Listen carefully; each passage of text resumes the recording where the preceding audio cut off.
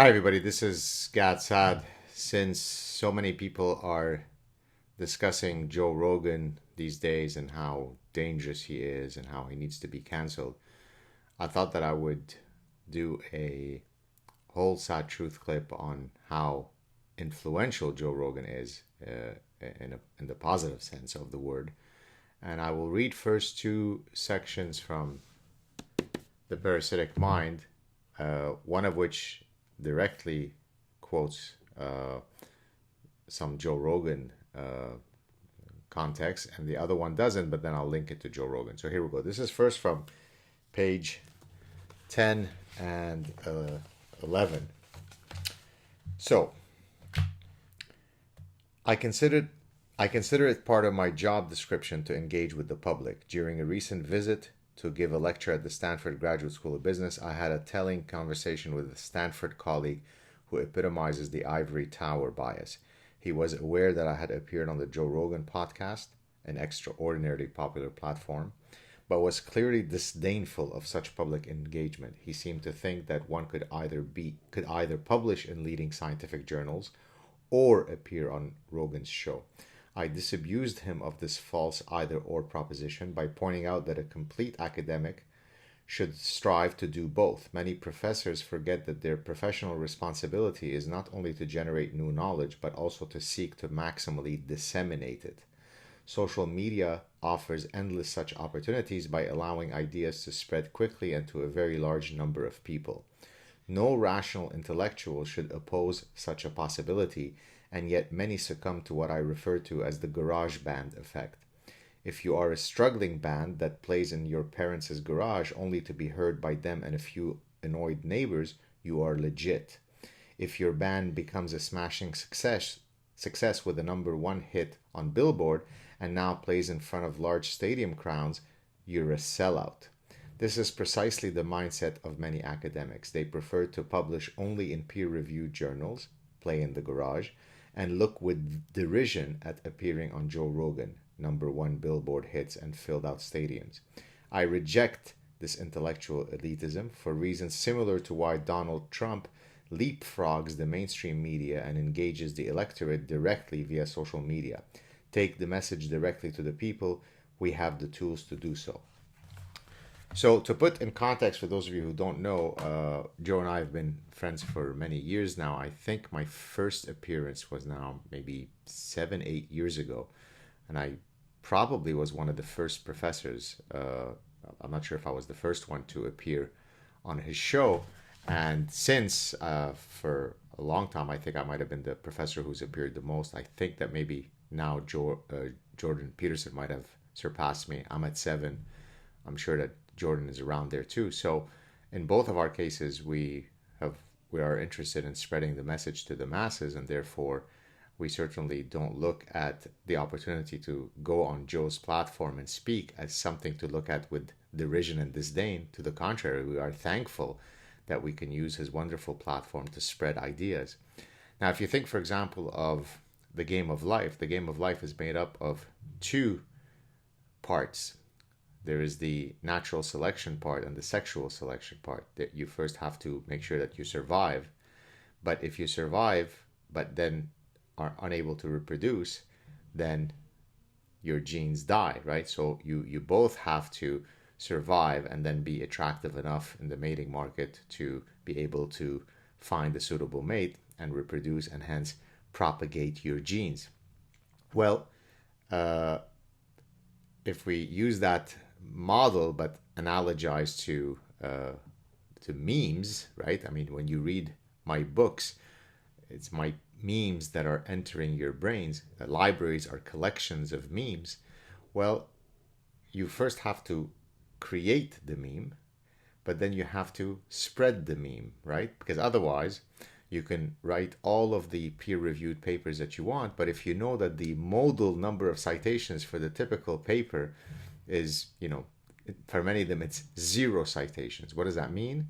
That means that a great majority of papers that are ever published in academia don't even get cited once. But even people who are highly cited, the numbers of their citations pale in comparison to going on Joe Rogan. Now, I don't mean to imply that they're equal metrics, because you're comparing apples and oranges. It takes years for your work to be cited sometimes, right? Because it has to, someone else has to go through the peer review process for them to eventually be published. So there's a lag period, and it takes years for an academic paper or a book to garner a large number of citations. But nonetheless, notwithstanding the fact that we're comparing apples and oranges, the game of idea propagation is one that should be pursued using all feasible and possible platforms, right? So in the same way that a venture capitalist doesn't say, I'll only be interested in making money if you operate in the processed foods business, and that's it. There's no other conceivable valid way for me to make money. Well, that would be silly, because if he or she is in the business of creating, funding good ventures, well, it does not make sense to necessarily restrict yourself to one industry or one product category or one domain. By the same token, if you are an academic, you are tasked with two fundamental responsibilities. You have to generate knowledge, and of course, I do that through my academic work. I publish scientific papers in journals, but then I have to spread those ideas, right? And I can spread them, of course, through the mechanisms of academic journals. But what about going on the media? What about giving public lectures? What about going on Joe Rogan? And to the extent that now many academics who historically viewed going on, a lowly podcast, now they view it very differently, because now I get tons of calls from people who say, oh, please, can you connect? Can I come on your show, God? Can you connect me with Joe Rogan? Suddenly the same people who thought that it was beneath them to go on Joe Rogan, or didn't understand why I ever created my own show, are now very keen on getting in on the game, because they are laggards, they are followers, they're not leaders, right? So that's point one. Joe Rogan offers people like me the opportunity to speak to millions of people. There is no place that I can walk where I won't be stopped by someone because they saw me talk about some psychology of decision-making phenomena or some evolutionary psychology phenomenon on the Joe Rogan show. I don't say that because I'm pursuing fame, because again, that the fame is a consequence of my main goal, which is to create knowledge and disseminate it. And so the power of Joe Rogan is immense. I mean, it's unbelievable. Okay, so anyone who doesn't see that, is either a grotesque elitist or is truly dumb, or both. Because again, the game of knowledge is made up of creating the knowledge and spreading it, and there is no, platform that rivals that of Joe Rogan. So that's number one. Number two, I want to read to you from page 143 and 144 of the Parasitic Mind, another passage. Back in 2008, I was invited to deliver 2 lectures about my work at the intersection of evolutionary psychology and consumer behavior in front of the top-ranked psychology and marketing departments at the University of Michigan. I confirmed with one of my hosts that there would be no overlap between the 2 audiences, so I prepared to deliver the same lecture to the 2 groups. The first lecture took place in the psychology department, where my ideas were very well received. The second lecture, on the following day, was undoubtedly the most hostile academic crowd that I've ever faced.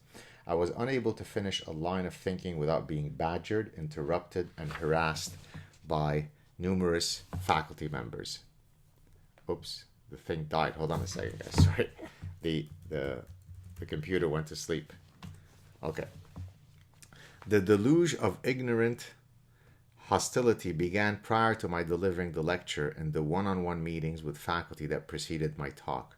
One marketing professor explained to me in his office that evolution was unfalsifiable, so it wasn't real science, to which I dismissively replied, quote, "So how long have you been at the University of Michigan?" Close quote. In other words, I quickly gauged the futility of engaging the individual in question and sidestep his buffoonish comment. There was a general pattern to the hostility. Many of the doctoral students or junior faculty were open to my ideas, while older established professors seemed much more resistant. resistant. This makes perfect sense in that the latter are entrenched in paradigms that define their professional work. They wrongly construed my evolutionary research as a threat to their scholarship and accordingly huffed and puffed in indignation. The doctoral students, on the other hand, did not have any paradigmatic vested interest and as such were receptive to novel approaches. I have noted a similar pattern of resistance to my scientific work when comparing marketing practitioners to marketing academics. Practitioners only care that my scientific work is applicable and relevant, whereas academics judge my contributions by how well these fit into their established paradigms. Now, why did I read you this story? Because you would think that academics are purveyors of truth. They're unbiased. They only pursue where the evidence takes them. But as I read in that passage, that's completely untrue. Academics are vested in their paradigmatic positions, and if someone comes along who challenges that position, then they will do all of the stuff that the blue-haired Taliban will do in Wokeville. I mean, that's how over the past 25, 30 years, I got to writing The Parasitic Mind, because I saw how these idea pathogens were developing. It was the professors who were creating the idea pathogens and promulgating them, right? It all started within the university ecosystem. Now, how do we link this to Joe Rogan? Well, Joe Rogan scores off the charts in openness, open-mindedness, right? He comes along and he says, hey, you can use my forum. Let's talk about stuff, right? He's humble. He will tell you if he thinks he knows something or doesn't. Sometimes he can be dogmatic. Sometimes he could be fat shaming, as he did in my case once, where he spent 45 minutes telling me how fat I was on his show. I'm not so fat anymore, Joe. I might be a lot thinner than you are. But in any case, Joe exhibits all of the qualities that you would want in your ideal doctoral student. He's intellectually inquisitive, he's curious, he's open-minded, he wants to talk about things. Sometimes he knows a lot about a topic, sometimes he doesn't, but he says, hey, let's talk. So what could be more invigorating and empowering to the free flow exchange of ideas than to support someone like Joe? So rather than going to the University of Michigan, which is incredibly prestigious, one of the top psychology departments in the world, perhaps the top, my doctoral supervisor obtained his PhD in psychology at University of Michigan. Many of the top psychologists are all from the University of Michigan. Daniel Kahneman, Amos Tversky. Daniel Kahneman won the Nobel Prize in economics for his psychological work. These are all guys that were at the University of Michigan around the time of my supervisor. So, the business school and the psychology department at University of Michigan are incredibly prestigious, but yet, as I showed you, there were differing reactions to my work depending on whether the people were ideologically committed to fighting my ideas or not. Joe doesn't do that, so he doesn't have to have many degrees after his name or before his name to be a lot more, in a sense, intellectual than many of the professional intellectuals. So this is why Joe Rogan is so important. And this is why most of the academics have historically hated him, and why the intelligentsia and the mainstream media hate him today for the exact same reason as they hate Donald Trump, because he's an aesthetic injury to them, right? Joe Rogan is a bro, right? He is an MMA guy. He's muscular, right? He doesn't have the right degrees from the right Ivy League schools. So we can't have this guy be more important than us. I mean, after all, I am Castrato Brian Stelter, the eunuch, who the invertebrate, who got the degrees. I don't know where he got his degrees. Let's presume that it's from the Ivy League. How could Joe Rogan have more influence than me? Joe Rogan is a dropout. How could he be more important than me? How could he have 10 times the bigger audience than CNN? We're important. We're journalists. And so it really comes from one of the fundamental 7 deadly sins. Remember that one? The one that starts with E, envy, don't covet, one of the 10 commandments. That's what happens with people who hate Joe Rogan. It's unbearable to them. It's existentially unbearable that a bro can wield the kind of power that he does. But when you're humble, right? Uh, one of the things that I loved one time when I went on Joe's show, we opened up the conversation and he said, I'm paraphrasing, you're so cool. You don't take yourself seriously. You joke. I mean, you're this, fancy professor, and yet, you got the whole Godfather shtick and the rest of it. Yeah, it's because I am a professor of the people. I don't think that I'm better than someone else because I have more titles after my name. And I think that's why I resonate, if I may speak of myself, with a large swath of people. And certainly that's why Joe resonates, 50 times more than any of the mainstream media. So to the people who hate Joe Rogan, you really are getting this whole thing wrong. Ultimately, he is a wonderful conduit for really important and impactful conversations. Sometimes you don't agree with him, so what? Turn off the channel. But to vilify him as, a promulgator of death because, he's spreading misinformation and disinformation, it's complete nonsense. So Joe, I love you, buddy.